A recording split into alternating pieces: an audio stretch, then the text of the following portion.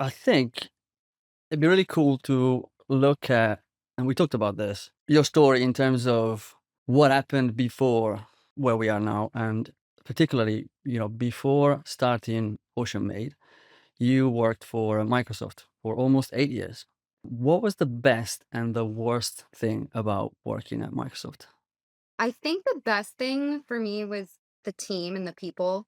It feels like being surrounded by so many intelligent and creative and smart people is very intimidating, but it also really raises the bar in how you think about yourself and the work that you do. And I had such a fun team when I first started there. Like we would all hang out together after work and develop some really strong friendships that have lasted now, 8, 10 years later, even though I don't work at the company. And so I think that's really important to have in an organization where you work is the culture is really important. But Absolutely. the worst part about working at Microsoft, I had a really great experience working there all up throughout, almost the decade that I was there. But I would say things got really difficult for me when I moved into a manager role, managing both FTEs and vendor employees across the United States and across the world. And just the bureaucracy that can come in with middle management. It's really difficult when you want to support a team of people and people that you love and really care for. And then you have to also meet these rules or requirements or changes that are being brought to you by the business. And you really don't have as much um, ownership or leadership or ability to make change as I thought maybe I would. And so that was really frustrating for me when I moved into a manager role because I really cared about the people. And sometimes the business conflicted with what was best for my team, I felt. And that was a really difficult position to be in sometimes. Did you find that like steering such a big company felt almost like moving a glacier kind of thing? Yeah, yeah, absolutely. And like one that you're trying to deal with, like, I don't know, like a tiny ice pick or something. Like, yeah, it's just, yeah, sometimes you can feel like you get lost. And I think Microsoft does a better job than a lot of big corporations or tech companies about reminding you what it means to be human and that you are a person. But when an organization is that big, it can feel really dehumanizing. Yeah, I can relate. And what was your role in Microsoft or roles? Yeah, I actually had a few. I worked in sales and advertising for our digital advertising team. So under Bing, the search engine. And I was an account manager for several years, managing books of business for clients that would put ads on the internet. I'd help them get more bang for their buck. And then Was that a I thing? find that funny. My managers didn't always. So was But that your idea? I don't know if it was mine, but I love dad jokes and puns, so, I really glommed onto it, plus I felt like it did sort of embody what we were trying to do there. Bing is a smaller search engine than most people are aware of, so having something to compete with Google, helping people understand that you can get more for your money with our organization and our services. So I would use that with clients a lot. But after that, I moved into a manager role where I supported a team of account specialists that would actually do a lot of behind the scenes work that would enable our account managers to go out and sell our products. So pulling together insights, data trends, keyword reports, all of that kind of stuff to help improve the efficiency and the processes that our sales team would need to be more equipped to go out and sell. And what did you learn in terms of whether it's a skill or system or habit from your, let's call it corporate life, that proved most valuable in building your business? Communication is everything. I heard a quote one time that said the biggest misconception about communication is that it happens. And that always stuck with me because I don't think a lot of people communicate nearly as effectively as they mean to, or just not at all. And that's such a missed opportunity. I would say the biggest skill set that I took away from working at Microsoft and brought here with me to Ocean Made is to not be afraid to call someone up and just start talking to them.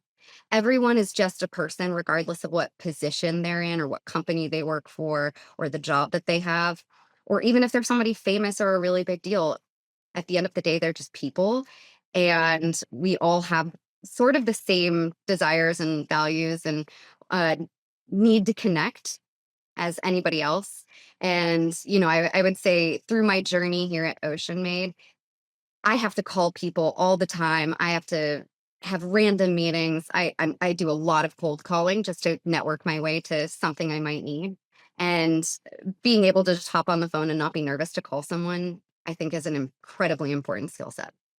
Do you feel that that's almost a competitive advantage in the sense that so few people actually do that, and so it puts you at a different level almost? Yeah, I think you could say that. I didn't realize that for a really long time. But I people have told me, like, "I love just the initiative you took to call me," and I do think that that presents a lot of opportunities that would have been missed otherwise. Occasionally, I think about how lucky I feel to have seen the success that I've seen with Ocean Made so far, but I think that has to do a little bit with, well, if you think about the definition of luck, it's really the intersection of opportunity and preparedness, right? And when I see opportunities, I just try to make sure that I'm prepared to go after them. And I think a lot of that is just not being afraid to pick up the phone and give somebody a call. And maybe that is a competitive advantage, but it's something that I think anyone can do. I also think it's probably a good approach for almost anything in life, in the sense that you go through your day and you probably have a number of interactions with human beings, Yeah. but you don't connect with any of them. And who knows what sort of opportunities would have lied in there, if you just made that connection.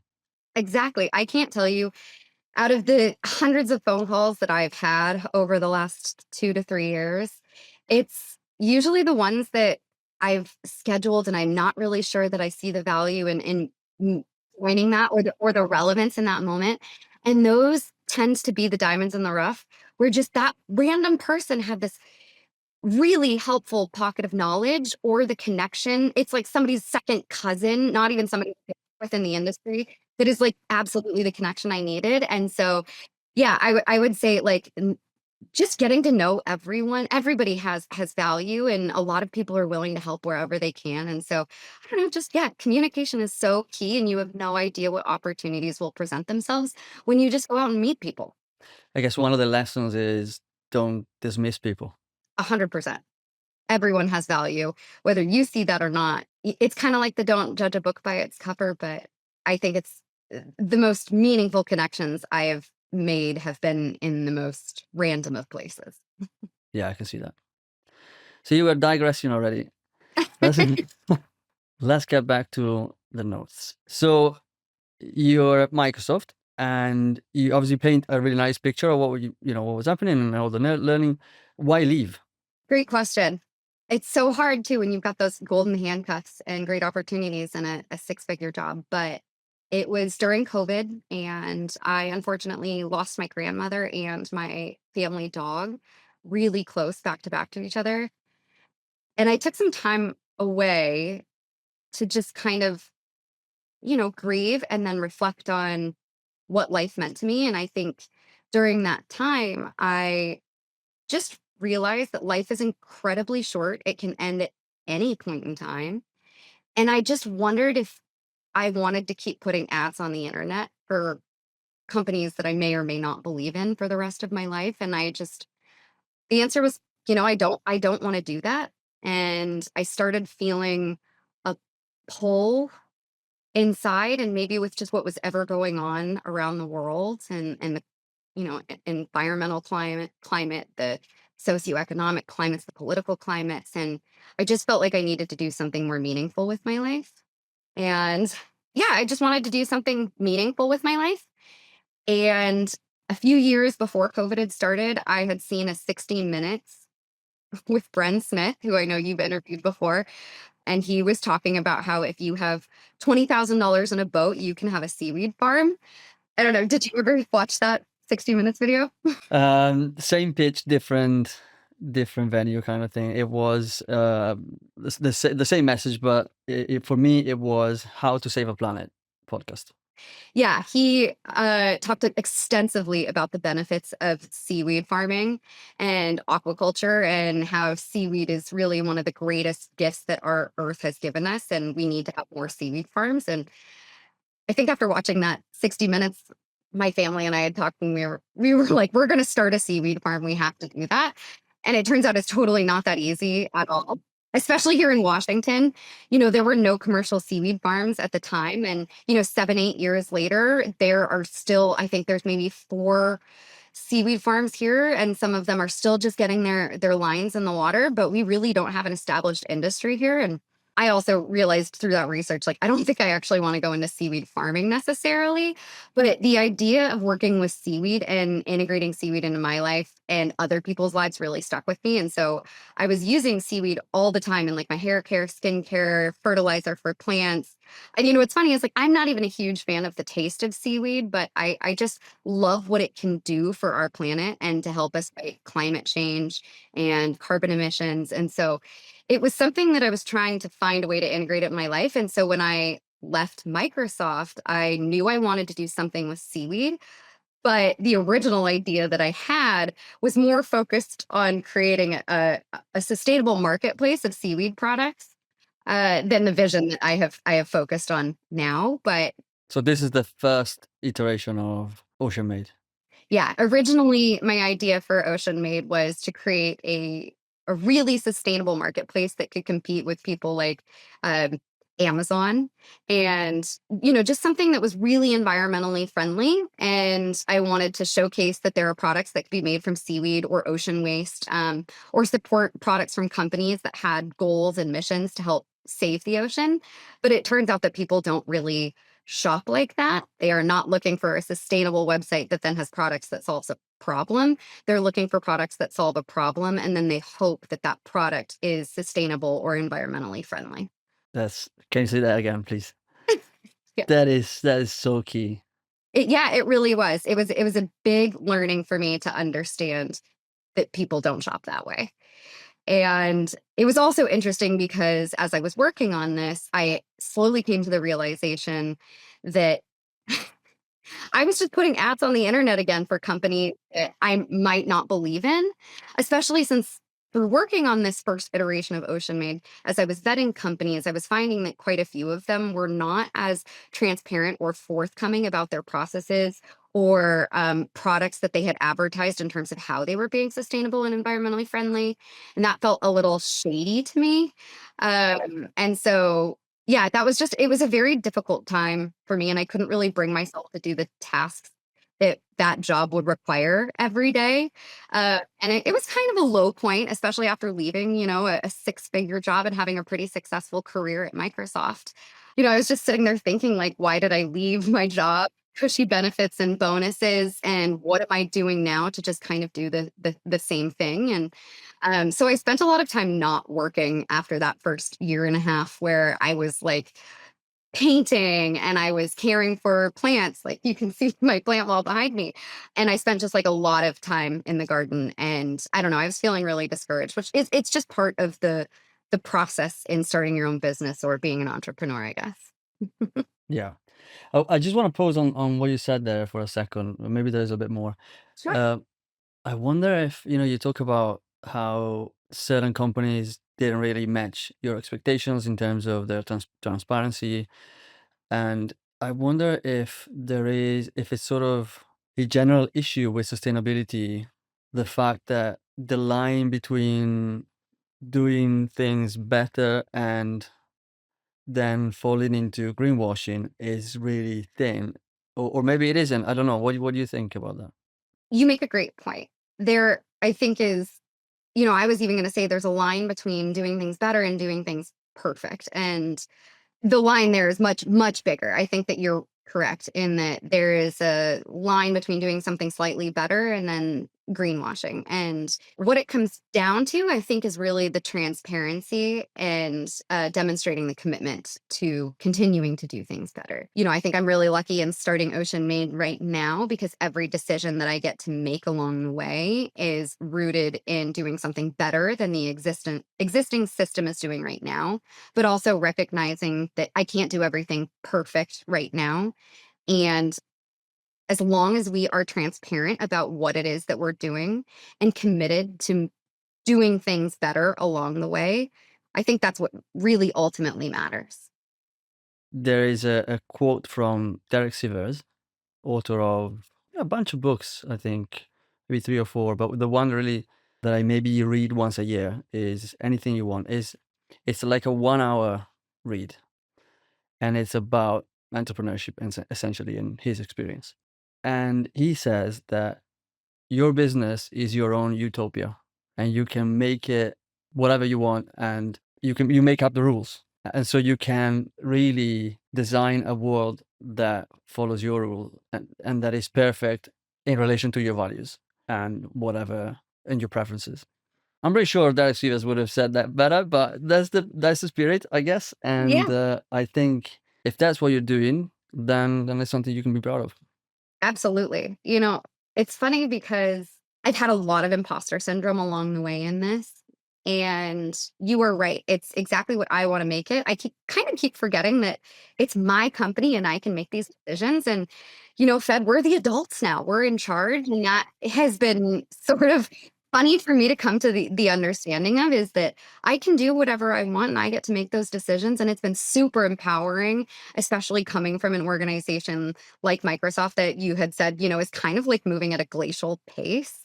We get to do things and then just make decisions and then just go, which is very refreshing and also kind of amazing because you don't get bogged down into like hours or days of bureaucracy. Like I can be served with a problem, we can discuss it, we can make the decision and overcome and just like move quickly and then move on to the next thing, which has been really amazing. And also, I haven't had to put in as many hours every single day each week as I felt like I was doing when I was at Microsoft, which is kind of crazy to be able to start your own business and work like 6-hour days instead of 8 or 10-hour days. Yeah, and the other thing with that is you can really make mistakes at a rate that is 10 times, sometimes 100 times faster than a company the size of Microsoft. And there's beauty in that and a lot of value in that. So it's a good segue for a question that I wanted to ask you, which is what was or has been the most expensive mistake you made in your journey toward building your business? And when I say expensive, feel free to interpret that however you like. It could be money, it could be time, it could be destroyed ego. Take it whatever you want. That's such a good question. I guess I have 2 answers. The first one is money related. I went out and I sought some brand guidelines from a wonderful designer who does amazing work. And it was sort of an expensive package, but when I thought Ocean Made was going in the direction of being an online retailer, I felt it really important to come to people from a communication standpoint is seeming really polished and really professional. And so we had logo made, variations of logos made, colors done, a bunch of really great work. But at the time, I didn't really know how to describe what the Ocean Made brand was. And it has evolved since then. And it's something that, like, I still love the branding, but it might not fit as much as it will, or it might not fit now as much as it did back in the day, but you can only do what you have with the limited information that you have at the time. And so it was a bit of an expensive mistake, but one that I'm glad I made because it did really teach me that, coming from a sales and advertising background, I am always making the assumption that the branding and the look is really important, but sometimes it's not as important early on as getting the content and the things that you need done.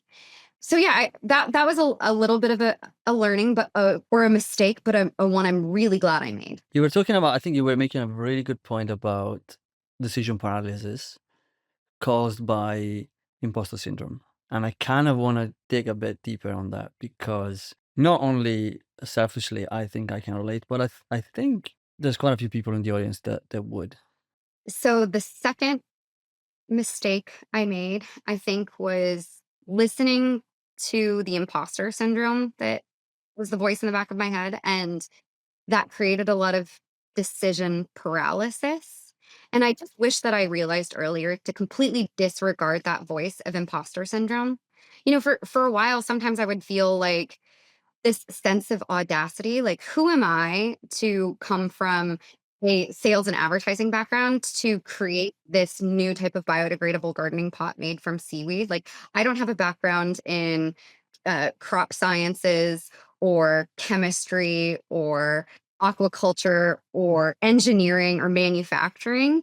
But I think the truth is that, if I didn't come up with this, someone would have eventually, because I think it really is a good idea.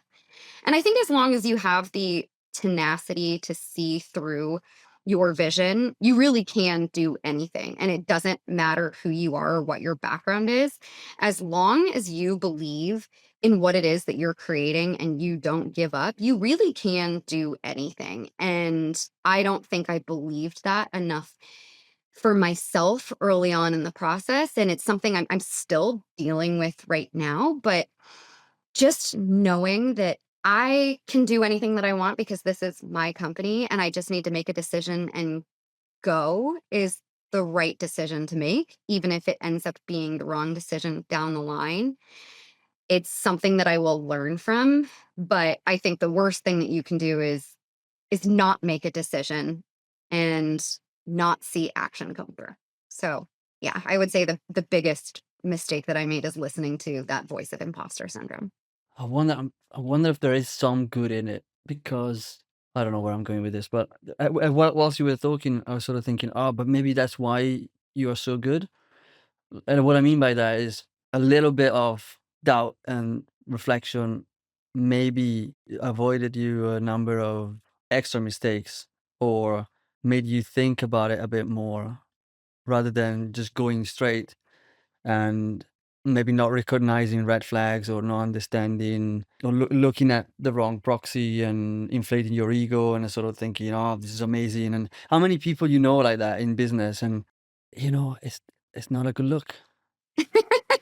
It's not. You're right. It's so not. And you can see a lot of those personalities in big corporations and big tech. But you make a good point. I think that imposter syndrome is also sort of a gift because it meant that I had to do a lot of extra work and a lot of extra research to validate what it was that I wanted to do. Not having any of these professional backgrounds like engineering or crop sciences, you don't know what you don't know. But what I also think is true is that creativity is more important than knowledge. And 100%, especially these days. exactly. And but then the knowledge is important, right? And I have spent countless hours researching patents to make sure that this product didn't exist. I've reached out to hundreds of people to get a sense of, have you tried something like this? And if you have, why didn't it work? Because you don't have all of that information. And I think I've been really dedicated to creating something that people would like. And that's probably my biggest fear, is putting out a product that people feel like is a gimmick or doesn't solve the customer problems that we are claiming that it will address. And again, going back to our conversation about the line between progress and perfection, I know that this product isn't perfect yet. It's performed really well in our early tests and we've gotten great customer feedback so far. But we are really dedicated to perfecting this and making it better to solve gardener problems in a way that's really transparent and that stays up to date with innovations that are coming out. This is not sort of a set it and forget it product. We're really looking at how can we make gardening easier for people while simultaneously only using products that are considered not just sustainable, but hopefully regenerative, and using any and every waste stream as strategically as possible to not let things go to waste. And then also around the design and just being really intentional about everything that we do. And I think that's a big piece of where the imposter syndrome has helped me, is to be very thoughtful and then very intentional about every decision I make before I make it. I'm not a huge risk taker, so I love to do sort of the analytical research beforehand. But once I feel like I have all of the information in front of me, an answer sort of just comes about. And it's just a matter of like not being afraid to take the action that matches the situation or the answer that you see in front of you, just because you're afraid that you're not the right person to do it. Yeah. So many questions. So many questions. There's a lot in there. We're gonna come back to a few of the points you raised. I think it's a good point now to maybe describe or introduce the idea behind Ocean Made, and when did you have the idea? Was there a specific moment or experience that led you to do it? I think you've already hinted to it earlier. So Ocean Made in itself, I had given you sort of the earlier iteration or V1 of what Ocean Made was, but now we are really focused on using seaweed and waste streams to create new products to get people excited about making smarter use of the resources that our planet already provides. And so the first product that we've brought to market is Kelp Pots, which are plantable seed starters made from kelp and byproducts, as well as recycled organic fibers. And they break down in the soil, releasing bioactive properties from seaweed to help improve the soil quality and give your plants a kelping hand at the earliest stage in their life. Fantastic. And so, when did that come about? It's funny. It was absolutely when I was in the garden procrastinating, working on the original version of Ocean Made that I had in mind. And I think it was maybe March or April of 2023. And it was kind of one of those moments from the movies where, it's a little cloudy and then the clouds break through and there's just this shimmer of light down on you. And it's like, and then brilliant strikes. I don't know. From the previous version of Ocean Made that I had been working so much on, I was doing a lot of research between the science and innovation that was going on with seaweed and all of the new products that were coming out from it, and from all these other types of ocean waste. And people were using seaweed to create textiles and clothing, beauty products, pharmaceuticals, food ingredients. And then, of course, I was already using it for seaweed. I was using seaweed in my garden as a fertilizer and a biostimulant. And then, there were even people making batteries from seaweed, and a bunch of people have been working on bioplastics made from seaweed. And I think that's kind of, just the moment of inspiration that I had. I was sitting there in my garden starting to transplant my starts into my garden bed, and I was just like completely surrounded by plastic. The seed starter pots were made out of plastic, the tools were made out of plastic, the bags that I had my fertilizer or my soil in were made from plastic, the gardening tags that you'd write the plant name on were made from plastic. And I just was thinking about how all these people are making bioplastics from seaweed and people are already using seaweed in their garden. What if there was just a way to combine those two things and create sort of a self-fertilizing pot that would feed the plant and the soil when it breaks down? But I have to say, I quickly pivoted from the idea of a plastic pot to something more like a molded fiber, or like you would see in like food packaging, something similar more to like a cardboard form. But the reason being is that bioplastics still take a really long time to break down. And I wanted something that was going to act much more quickly and break down in a matter of weeks in the growing season, not months or years. Also, the amount of seaweed required to create a bioplastic was more than I felt like I had the opportunity to get my hands on right now. And not knowing anything about bioplastics would be a very difficult thing to bring to market. And seaweed was also still relatively expensive at the time. Plus, I had already experimented with all kinds of other biodegradable containers in the past to get plastic out of my garden, like peat moss or cocoa coir pots. But I just didn't like them. They didn't break down at the right time, or they would strangle roots inside the pot, prohibiting the growth, or you'd find like remnants of the pot years later, or they wouldn't hold any moisture and it would just kind of drain through. And I was just really frustrated with the solutions that existed in terms of biodegradable alternatives. And I knew that there had to be a better way to create a pot for gardening that would meet all of those needs. And that's sort of where the idea for kelp pots just came about. Yeah, it sounds to me like a classic case of scratching your own itch, is it not? Yeah. Yeah. Yeah. I think a lot of it was finding a solution that felt greener for me. I love creative problem solving. And I don't know, all of a sudden this problem hit my mind and I knew there had to be a better solution. And in fact, I was honestly super surprised that no one had created something like this before. And once the idea came to me, it seemed super obvious. And then I probably spent like the next 6 months researching and validating that nobody had made it, or wondering, if somebody had made this, Why do you not know about it? yeah, why hadn't it worked? And so a lot of that journey then was spent looking at patents and understanding the science of putting seaweed into molded fibers or containers or structures like that, or different types of fertilizers or biostimulants. And, without this being my background, I feel like I got like a PhD for myself and 6 months around the innovative uses of seaweed, especially as it relates to gardening, horticulture, or agriculture. Yeah. Okay. So at this point, you have a problem, but you know nothing about the solution, or close to nothing at that point. Yeah. How did you go about putting together essentially what is a product development plan involving what I remember from our conversations, quite a lot of research and testing. So how did you go about that? What were you trying to prove or find out at that point? Yeah, that was a very fun and terrifying process. First, I didn't know anything about doing this myself. And so it was a lot of time networking to people who might have the answers. And I was connected to Macro Oceans, which is a company that is processing seaweed to create several ingredients or byproducts from sugar kelp.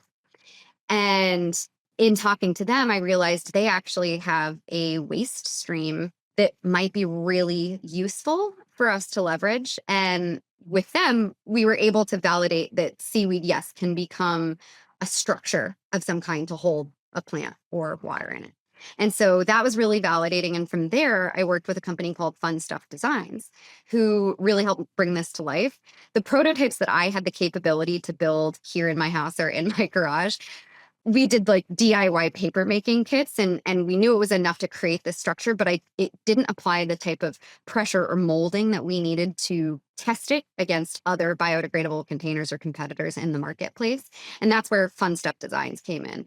They helped design and mold this thing in a way that I could take this back and test it against peat pots or cocoa coir pots, or things made out of cardboard or paper, or even against how does it perform against plastic, which was really amazing. It really does take a team of people to do this. And once I had those prototypes in hand, I spent basically the next several months testing these in the field, I guess you could say. We grew tomato plants in a bunch of different types of biodegradable containers and in plastic, and tested it against two different formulas that we were considering for kelp pots. And that was a really fun experience, but also really difficult at times, especially without having like a scientific background, understanding how to formulate all of those things. But I think we did a great job.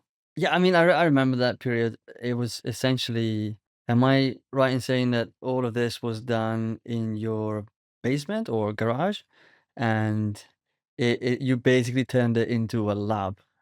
Yeah, it was in our garage, and we turned our garage into essentially a lab slash photography studio slash like way station, and then also leveraged my backyard to plant them outside once we got into a transplant season. But yeah, we basically had a table of all of these different samples set up side by side with grow lights and humidifiers and measuring things and scales and all of that to understand how would tomato plants grow in each of these containers.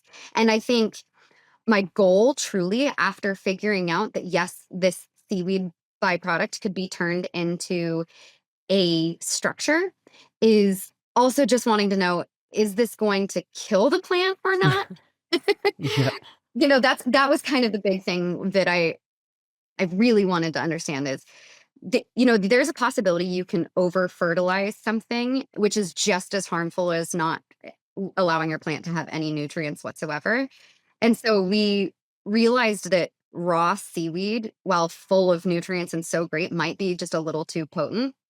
And so it was about coming up with a formula that we thought would be the right nutritional profile for plants, without over fertilizing them. And that was kind of the key objective, was just to make sure that this pot that we had created wasn't going to kill anything. And it didn't. In fact, it performed way better than anything that we competed it against in terms of plant health, soil quality improvement, the yield that we saw. We saw twice as many tomatoes on the plants grown from kelp pots as we did even from the plants that were grown from plastic pots. And they outperformed the peat pots by like immeasurable amounts. It was way better. So you had your own Kelp Pots, then you had the plastic ones, so the sort of traditional ones, and then another sort of bioplastic. Yeah. It's not a bioplastic, it's a peat moss, which is actually the lead competitor in the biodegradable container space. If you're not going to use plastic, a lot of gardeners will initially turn to peat moss. But there are a lot of reasons why I am not a fan of peat moss. One being the environmental reasons. I don't believe that we should be harvesting any peat from our wild peatlands. They sequester and store carbon, so much carbon in our atmosphere, and I don't think that we should be messing with them. But I also had used them, and they just didn't work as well as I had hoped that they would. And so it's frustrating when you've got all these solutions that are supposed to compete with plastic, but they don't perform in the way that really makes them competitive enough with plastic. And people aren't going to change their purchase decisions unless the product helps solve their problem, right? Just because we're making something that is sustainable doesn't mean that people will buy it. It has to solve their problem. It has to make gardening easier for them. It has to retain moisture better than the biopots that we've seen on the market. It has to reduce transplant shock, which was the big thing that I think we saw against plastic is the reduction in transplant shock when bringing these things outside, and how sensitive plants really can be to that change in their environment, where this allows them to settle in slowly. And as the pot breaks down in that soil, it's releasing additional nutrients for them to uptake to settle into that new environment. The testing you've done and the research, and there was definitely a sort of breakthrough moment. I remember our conversation changing from, "I don't know what's gonna happen here," and then at some point it was like, "Oh my God, it's happening." It's completely, almost surprising to a degree, how well it was going, and the sort of results that you were getting. What are or were the aspects or the metrics that made it so positive? What sort of where did you see the results being outperforming the existing solutions? Some of the key things that we were looking at in the early testing phases was, number one, does it kill the plant by going in Okay, here? yeah, we talked about that. Yeah. And so that's Um, no, it yep. doesn't, Yes and no, it doesn't. which is also what the competitors do, I guess. Or did Exactly. Okay, cool. Yeah. We knew it could house a plant in the structural form that it needed, and that it wouldn't kill it. But we also didn't know that until midway through the experiment, right? There's always a chance that as it starts to break down, that's when it could happen. But what we really looked at was, what is the rate of biodegradation? We wanted something that would have the structural integrity early on in the growing period. If you're starting your seeds inside, you've got these sitting in a tray usually, or you've got them sitting outside. The container can't fall apart immediately, but it also needs to be biodegradable enough that it will start to break down as soon as it goes into the soil, because you don't want it lasting beyond the growing season, and you don't want to prohibit any roots from growing through the container walls, because that causes root circling and can basically stunt the growth of the plant and the overall yield, which is what you sometimes see with the competitors. So the rate of biodegradation was a big one. The second thing that we looked at was moisture retention. Seaweed is high in alginate, and we knew that that can help retain and regulate moisture.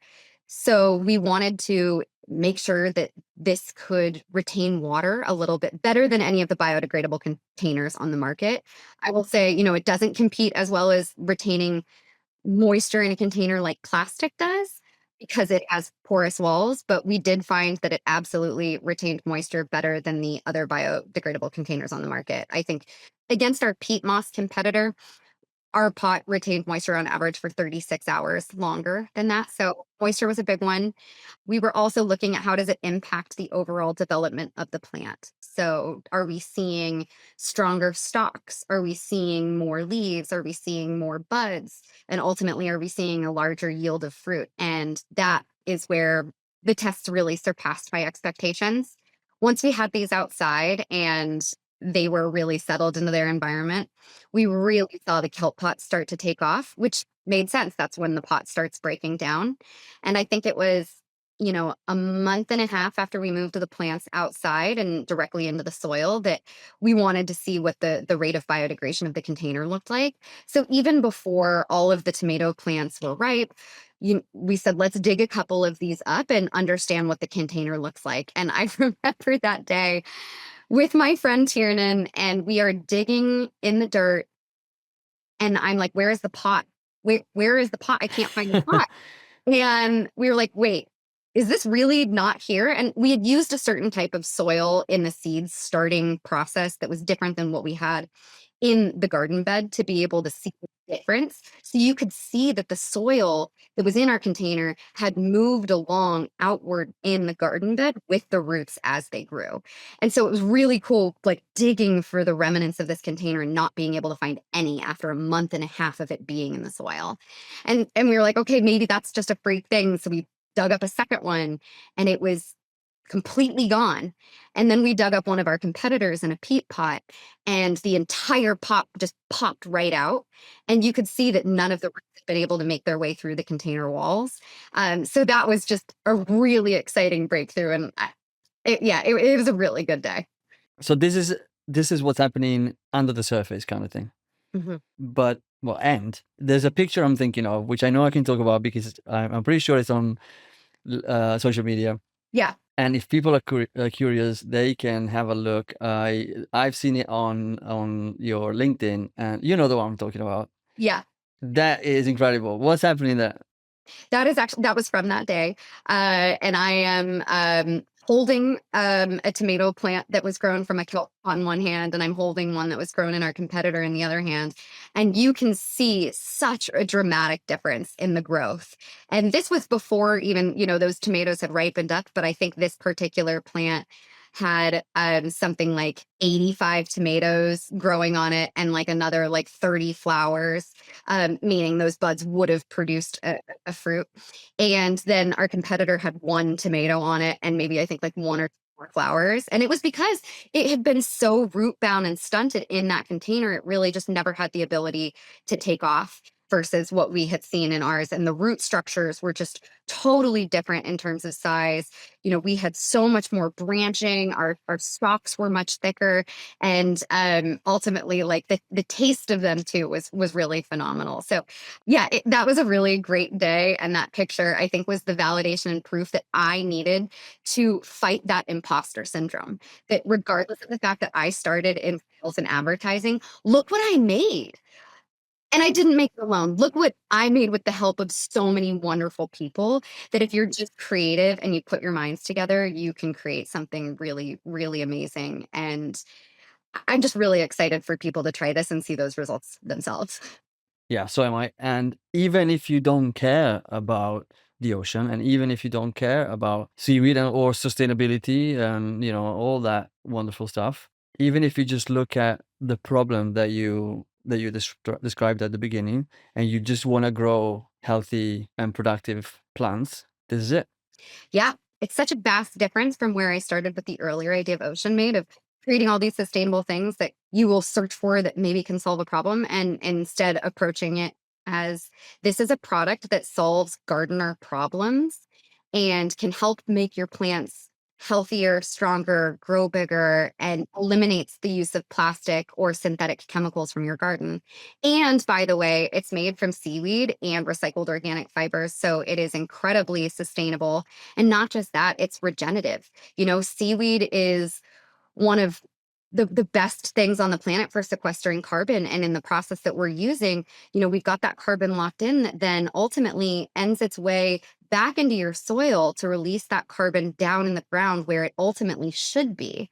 And not only that, it's helping your plant create more carbon and improve that soil quality as is. So we were really, really pleased with all of the just kind of serendipitous things that seemed to work out so well on our first round of testing this product, that I know there is only room to grow. And that's why I'm so excited to get into the R&D of this in the second iteration of Kelp Pots, because if that performed so well in just our early tests and with our MVP, imagine what we could do with a team of scientists behind us, or a team of engineers that really know what they're doing, on a more detailed level than I do. How how incredible we could make a product that we really could compete with plastic. Like, my ultimate goal is to create something that is a biodegradable container and meets all of the gardener needs and can compete with plastic. Because if we're going to send plastic packing, I mean, it really does need to be perfect.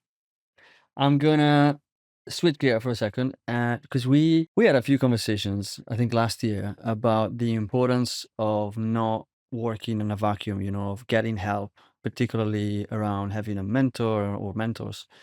And it's relevant to I think something you've just said, that you didn't do everything on your own. And so I'd be curious to dig a bit more into who did you ask for help, in terms of in which areas and why. I asked for help from anyone and everyone that would be willing to chat with me. Without having a background in all of these other things, I didn't know what I didn't know, and so I needed people that did know what they were doing. And it turns out that the number of people who know a lot about the chemistry and science of seaweed and the people who also know about land plants is that intersectionality is really small. And so I early on wasn't ultimately able to find anybody that could answer all of my questions. It was about finding numerous people to answer those questions for me or to help me find people that could answer those questions. And so I've had a lot of mentors and a lot of partners along the way, that there's no way I could have done this by myself at all. And, you've been one of them. You've provided a number of connections for me early on in this process. And it's been hugely helpful because this kind of stuff it's a relatively new science, and we all need to help each other enable for this industry to grow and to thrive, and actually ultimately just to survive. We need to be helping each other. And I've been pleasantly surprised by how many people have wanted to help along the way when they've understood what the product is and what the mission is about, and where we're planning on heading. In this particular case, there is also a certain amount of difficulty in finding people that can help with the business side whilst also having a good understanding of the ocean and seaweed space. I know that that's something that we sort of talked about, and how difficult it was to kind of combine the two things. Do you think that's still a challenge and probably is a challenge for many in this space? Yes, I do think that that is something that can be a challenge for people. And, I came at this with the background of sales and advertising and some business, but not the foundational or science knowledge I need, right? And a lot of people who were working, I think, in the ocean entrepreneur space or aquaculture or seaweed are either inventors, innovators, farmers, but maybe don't have the same business background, and it can be very challenging to know how to move forward with something. But I think that's kind of where trusting your gut comes in. If you have a lot of information and knowledge in front of you, you just kind of need to make a decision and run with it and see how it pans out and stick with that decision and not waffle on it because, again, the worst decision you can make is indecision. But it will always be important to seek out people who have that knowledge and information to help answer those questions. And then you just do the best with what you can and you move forward and you figure out if it works. And I think that's what a lot of my journey was I had done a lot of research and theoretically I knew that a lot of things would work, but you just don't know until you try it. And that's where you find out whether or not it works. And there's no way to substitute that other than taking the action that you need to do. Communication, sales, marketing. This keeps coming back, and it's a big part of what I wanted to talk with you about today. When you launched the pre-sale for Kelp Pots in January, the response, you said it yourself earlier, the response was incredible. And it was great to see, a new product make such an impact, almost as if people were waiting for someone to make it. So it really looked like an overnight success in a way. And like all overnight successes, there's probably more to it. A lot of it we've talked about in the sense of in the area of research and product development. But what about in terms of researching the audience, researching the problem? Why do you think the launch generated such a positive response? And what is that people might not have seen that went on behind the scene in that area? I think that we saw a lot of immediate traction because I had done a lot of research behind the scenes to validate this is something that people would want. And I'm talking about that consumer and that market research. What's funny is a lot of the companies that I was researching or looking into in terms of the innovations of seaweed were really inspiring to me, but they were also businesses that focused on a B2B approach. So business to business. And that's amazing because it means scale and impact. But what's missing from that approach, I think, is a cultural buy-in from everyday people. And, if you're going to make real systemic and cultural change, it's talking to people on an individual level. And that's when I knew that I wanted to start with a consumer focused project. But it was really about validating, do people want more sustainable products in gardening? How do people feel about seaweed? How do people feel about gardening in general? And we started to see a real increase in trends of people getting back into the garden. And as our life is moving, just more online every single day, finding ways to reconnect with the earth and get your hands, in the dirt and reconnect with that. And we're seeing a resurgence of that all over the world. That was, for me, I think the big thing was understanding that I needed to create a product that people could use and get their hands on if I wanted to see real strong traction and connection. And I think that there is a personal connection to this. Gardening is a deeply personal hobby experience, and people who are gardening always want to get better at it, and they hope to find solutions that will make their gardens, the garden of envy, and allowing them to get their hands on a product that they can use right now that would solve their problems and has a really strong environmental impact is what I think really sets our product apart. And so, yes, we did a lot of validation that people would be interested in this, but the pre-sale was really our proof or traction point, to understand, or validation to understand what the traction was. So that was the ultimate test, really. Yeah. Yeah.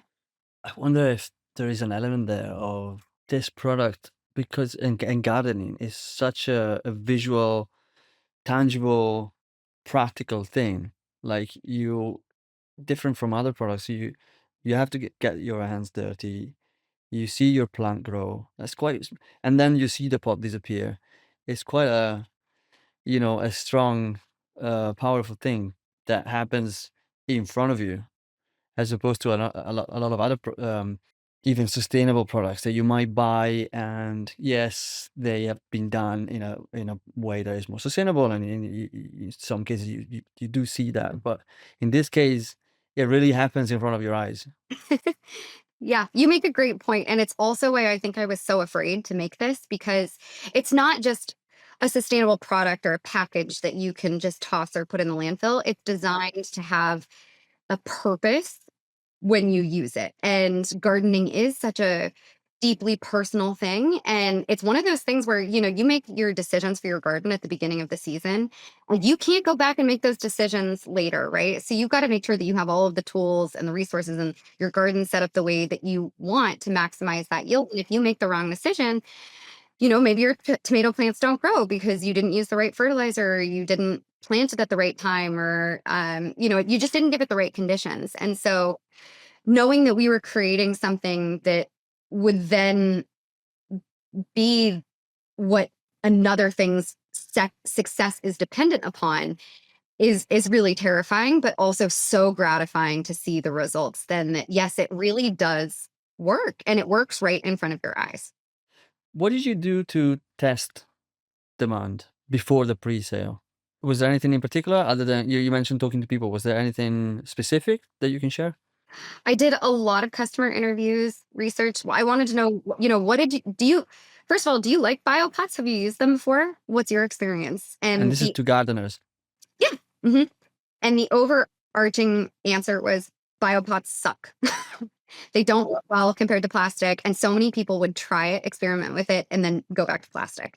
So I knew that there was a desire for people to try a new type of solution other than plastic. People very much validated that they are sick of plastics in their garden and they want them out, but they're not willing to make the change unless the new solution can compete with plastic in one way or another. And so that was kind of the main piece. But it was really hard to validate the seaweed side of things, because so many people have either a negative connotation or just no connotation with seaweed. It's not something that they think about on a regular basis. And so some of that you just really can't validate. You just have to show that it works. And I think through a lot of my research that we did before bringing out this pre-sale, I would explain how the product worked to people, and the feedback I would get from the customers that I was interviewing or researching from was, yeah, that all sounds great in theory, but prove to me that it works. That's such an interesting point. Yeah, there's so much hope for products in this space, but it has been filled with so much disappointment. And so I knew that I could not bring anything to market without testing it first. First, I needed to see it because I didn't want to put something on the market that would feel like a gimmick or a disappointment to people. But I also knew that no one would buy into this until they had seen that it worked. And I think for those were sort of the big validation points that we needed, was that yes, people are looking for more sustainable options in their garden, but they're likely not going to buy into it until they have seen that the solution works. Again, because gardening is such a highly personal experience and you can't go back and fix a mistake halfway through the season. You know what I mean? So you don't want to invest in buying a solution to grow your tomato plants in unless you know that it works, because you're depending upon those tomato plants to grow tomatoes. And if your pot doesn't help you do that, you've lost months and months of time. So Seth Godin, if people don't know who he is, look it up. Marketing guru, author of something like 21 books. He said in a recent interview that if you think that you've done all the hard part and now you just have to get the word out, then you haven't done the hard part. So, what is your strategy in terms of communication and marketing for this brand? And feel free to get as detailed and tactical as you like. I know that this is an area where you have more experience than most ocean entrepreneurs, and I think we would all benefit from your insights. I love that question. The hard part absolutely continues in getting the word out. And in fact, that's usually the hardest part. And I think people underestimate that. The hard part is really about education and helping people understand and communicate to them how you're solving a problem for them. And in terms of the voice and strategy that we have at Ocean Made, I think we've all heard enough about how bad the environmental climate is and what we're in for. And there's a lot of fear mongering out there. And that is something we do not want to talk about at Ocean Made. It is really about giving people actionable solutions that they can utilize in their life to solve problems and to fight climate change. And so it's first and foremost, here's how our product will help you save or improve your garden. And we don't make it any more difficult than the existing systems that you're using right now. But also that this is going to not just help you, but it's going to help the planet as well. And that really requires a lot of education and helping people understand why seaweed is important, why we should grow it, why they should care about it. And then also providing education on how to be a better gardener. We're really not just selling a product. It's really about helping people be better gardeners so that they can have their own food security. They can feel really confident in growing things on their own. They can produce more food for themselves and for their family. And here is how you do it. And here's why this product is important for achieving that goal. But also, it's really, really good for the environment and for the planet and helps you take your impact one step further. There's a lot of things we can do on our own that feel like they aren't going to make a big difference, but it's a good step towards living a more sustainable life and a more environmentally friendly life. And a lot of it, yeah, I think it's just really around that education. And then the other Yeah. piece, I think if I can just stop you there, I think that's such a good point because people, I find, want to be taken somewhere. And what you're doing is you're not lecturing anybody, or you're not telling them what they should or should not do. What you're saying is, I can take you to this point. I can make you a better gardener. And here's a plan if you wanna join in. absolutely. I would say one of the most valuable skills I ever learned in sales is the importance of storytelling.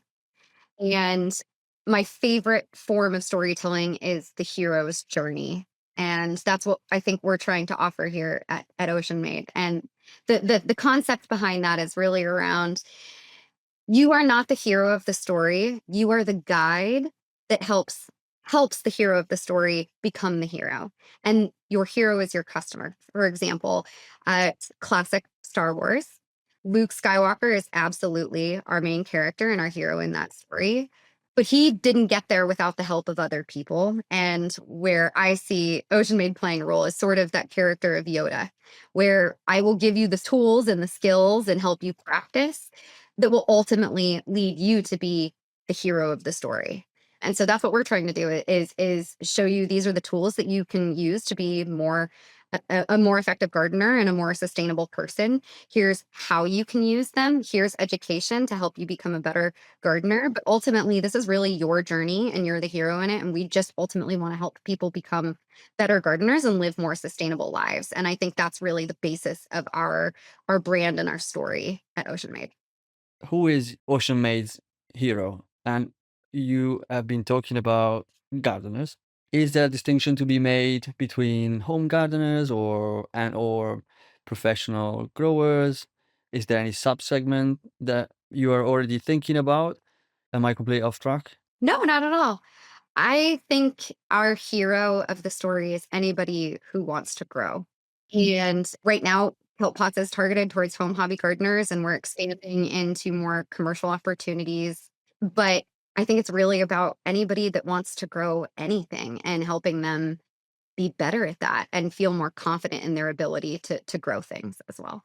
I think that Ocean Made really is the concept of a mantra, like all all life on this planet started in the ocean. So in my mind, the ocean made everything that came after that. And as creatures that are made from the ocean, it's sort of our responsibility to take care of it and the resources that it has and to help it survive and to help our planet survive. Like we are really the stewards of this beautiful planet that we've been given, and we should all know how to grow things to help it thrive. And so when I think about what it means to be ocean made, it's really about growing things and healing the planet and not just being sustainable, but how can you be regenerative? How can you help be a steward for our planet and embody what it means? I don't know. The next question is really around how do you get to those people? What are the channels that you're going to use to get to your customers? Where are they? And yeah, how are you planning to go and find them and talk to them? Gardening is an interesting one because what I found in my research and just in my life experience is that the best place to learn how to garden better is from another gardener. And so it's a lot of that personal connection and meeting them where they're at. And Very difficult to scale.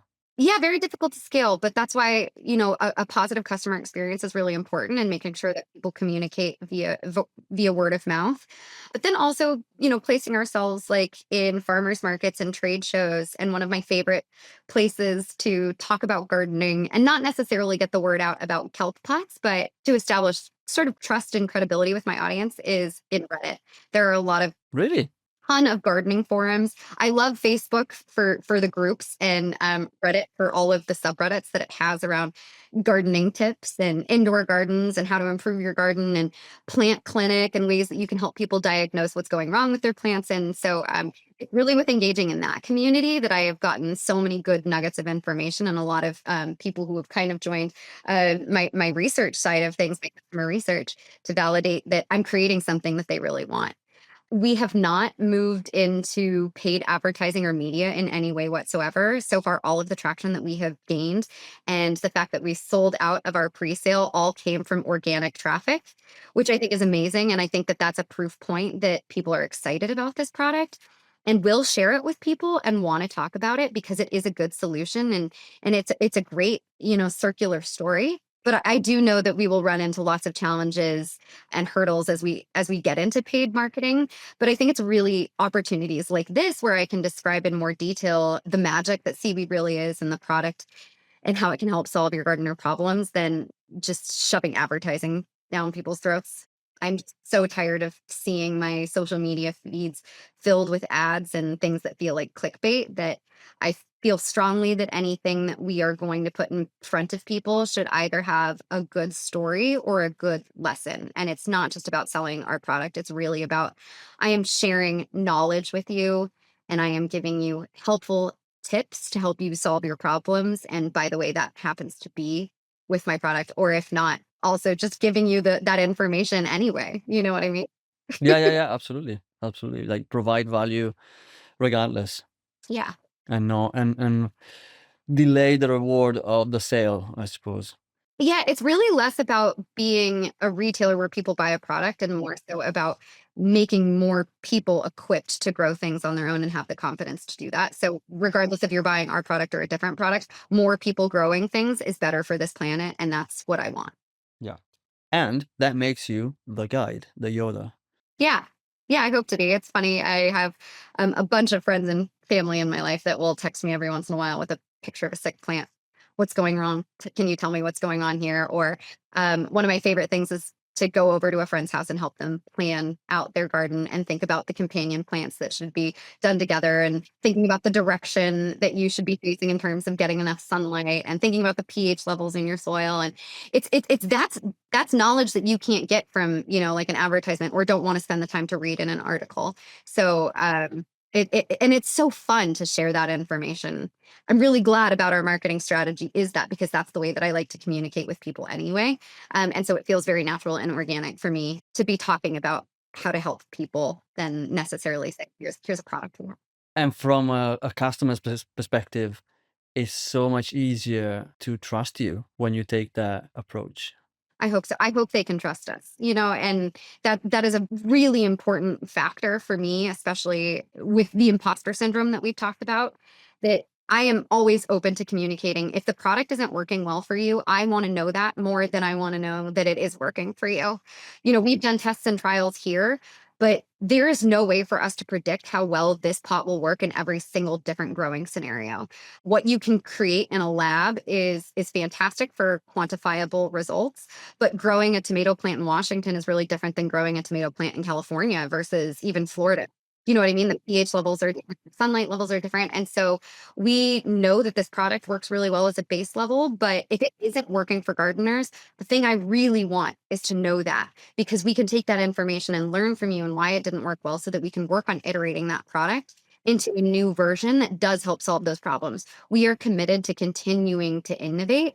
And this, again, this is not a one time set it and forget it. It is how can we continue to iterate on this product to make gardening easier and more rewarding for everyone every step of the way. Were you surprised by Reddit being such a key channel to get to your customer or not? Yes and no. I would say first, no, because Reddit is full of skeptics. That's the social media. It's funny how you can start to see the differences in ecosystems. The people who would give feedback on Reddit were much more skeptical, far less likely to buy in. But because that platform offers such an opportunity to have a back and forth conversation, I remember it was really funny. There was one person who was sort of arguing with me about how maybe not sustainable that the product really was or how effective it was. And through just kind of comments back and forth, we had this discussion and they felt, I think, really disarmed. And they ended up buying several pots in our pre-sale after. He ended up becoming sort of like, that's exactly what we want to do is we want to change the minds of the skeptics. And so we recognize they're out there and that's a really important audience to acknowledge because they have been burned by these biopots in the past. And if we can change their mindset, that's a kind of proof point that we need to generate that word of mouth because those are the people who have gardened enough that they're going to then be able to take it to their friends and share their expertise and their knowledge. They are the ones that are out there helping their friends set up their gardens or diagnose their sick plants. So they're really a big audience that we're focused on working with. And you think in general, although they might have been burnt in the past, are they still open-minded, even the skeptics, to have that conversation, or is it a tough audience? I think they're still open-minded, but again, it's that I just need to kind of see it to believe it. And Okay, so they want proof. They do want proof, but you know what's funny is I did offer to send this one particular user, several pots for free to just validate and, asked it that you just provide a lot of feedback.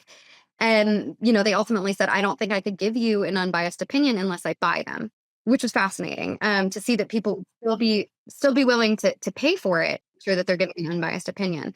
But yeah, I think they're still open to it. It's just more, again, around having that communication. I understand the concerns that you have. I have them too, as a gardener and a person who has grown with biopots before and not had a great experience. And here's how I am addressing it. So it really is, again, about not only the storytelling, but then that open communication and that transparency of how I think this is going to work for you and why. So, if you have it your way, what does the future look like for Ocean Made? Pipe dream would be every plant that is started from a seed or a propagation is put in a container that is made from either waste or renewable products or organic resources, with seaweed being the highlight of that. Let's leverage the plants in the ocean to solve the problems that we have for land-based plants. And as we especially run into more land scarcity, as our population grows and deforestation continues to happen, um, Does that include nutrition? Sorry to jump in. Does that include nutrient scarcity absolutely. as well? Okay. Yes, I think that seaweed is the basis for our nutrients in this solution. I really think that we have an opportunity to be more strategic in how we care for plants early on. And by giving them sort of the best environment to start in, we will see more increased success. So my ultimate goal I would love to see plastic out of everyone's gardens and out of the beginning of the growing process in general. I understand plastic still has a time and a place where it's super useful, but I don't think that it's an application in this instance that is necessary anymore. I truly believe that we have an opportunity to replace plastic in all of agriculture and horticulture, especially because it's designed to just disappear so quickly. And that's, ultimately the point. So, So, where there might not be a hospital without plastic, there can definitely be a garden without plastic and a agricultural field without plastic. absolutely. I don't think that there needs to be plastic in the garden or in the agricultural field. And I truly believe that seaweed is the solution to help us eliminate plastic in that environment. So, if that's the dream, what are the challenges that you envisage you will be facing along the way? Scalability will definitely be a challenge, especially because seaweed farming in the United States isn't as prevalent as some other countries. So getting enough seaweed to meet the demand, I think, will be a challenge. But I'm really excited with where I'm seeing the seaweed industry go right now. I think it's very hopeful. And then I think the other thing is just staying true to the environmentalism and the sustainability goals that we have. How do you service, hopefully, a global market in a way that is extremely sustainable all of the time? As you think about things like distribution and shipping and the carbon emissions that can happen and all of that and the packaging that you're creating for it. How do we make really strategic and thoughtful decisions every step along the way that will allow us to scale while still maintaining that regenerative spirit? I have a question that might not go anywhere, but That's let okay. me let me try. How big does Ocean Made need to become to have the impact that you want to see? And maybe more importantly, for you to be satisfied that you've built the thing you wanted to build? Yeah, that's a great question. I can't give you a quantifiable number on how big the company needs to be, but I can say that I my soul feels so much better in terms of who I am and what I'm doing now versus where I was 3, 4 years ago, that knowing that everyone that purchases one of these pots or one of our sets of pots, that is a set of plastic pots that is not going into the landfill. And it also is supporting the seaweed industry simultaneously from that. And so I already feel really, really, like, rewarded with the success that we've seen. And And you should, by the way. thank you. And I feel like we're already starting to have an impact, and it's a double impact, right? We're helping support the seaweed industry and protecting our oceans while also diverting waste from our landfills. But the more people that join in, the better. And that's why I felt like, yes, the scalability is really important in bringing on our business to business type partners and retailers. But that's also why I feel so strongly about talking directly to consumers to create that systemic and cultural change. And I think that when we start seeing other people talking about ocean made for other applications, that will be a really big proof point. Like if we really can work on reforestation efforts, and we see a field of trees planted with ocean made pots, I could die That'd be cool. for that. That'd be cool. That would be very cool indeed. There's a certain individual listening, I think, right now, who I know is thinking something along the lines of, what you've done sounds amazing, very inspiring, and they'd like to start something similar if they're not already working on it. So, what advice would you have for someone in that position? You do not need to know how to do everything. Nice You one. I just like that. Yeah, you just need to have the tenacity to not give up and to find it, or to find the people that can find it. So don't be afraid to call anyone, to email anyone. Not everybody will answer you, but that's why it's important to reach out to a lot of people. I could not have done any of this without so many people's help along the way. And again, like not having the background in all of these things, I was so scared to do any of this. But people talk about entrepreneurs and being a roller coaster, and it truly is. Like you won't understand that cliche until you have gone through it yourself. There are good days and there are bad days. And the most important thing is that on your bad days, when you're faced with like a huge challenge, or you're like crying because it feels like this is the end of something, give yourself a breather, take a step back, take a day, and come back to it. And then just remember that this is a hurdle. And if you don't know how to solve this problem, go find the person that can solve it for you. And then it will be solved and you'll move on. Yeah, I like that a lot. Do you have any go-to resources that you would recommend? Could be books, people, websites, tools of any sort. ChatGPT has turned into my favorite research assistant. I use it quite often, especially in the areas where I don't have as much background in the science and the chemistry side of things. It has helped me pull together research papers and dissect those and pull together like meaningful insights from lots of things at once that would have otherwise taken me like weeks or months to research or to validate, that I can do relatively quickly to find the information, as much information as possible that I need to make a decision. And it's so helpful for so many things. I don't think I could have done this without ChatGPT either, Yeah, honestly. no, for sure. And it allows you to do stuff at the speed or maybe at a level that a slightly bigger business would be able to do. Absolutely. It has helped save so much time and so much money. This is probably a good time to bring this to a close. I'm looking at the time as well. So, Emily, did we forget anything? I don't think so. Anything, anything you'd like to add? A call to action or any final word of wisdom for the audience? If you haven't heard about Ocean Made or Kelp Pots yet, go ahead and check out our website. It is www.oceanmade.co, or you can go to kelppots.com. Fantastic. It's truly always great to talk to you. I don't think there's ever been a conversation I had with you where I haven't come out better off. So thank you so much for being there. Thank you. I feel the same way, Fed. You are always such a fun resource to chat with, and you always have so many good nuggets and resources and books to add to my list. So I will go ahead and check out Books. the ones that you More mentioned. books.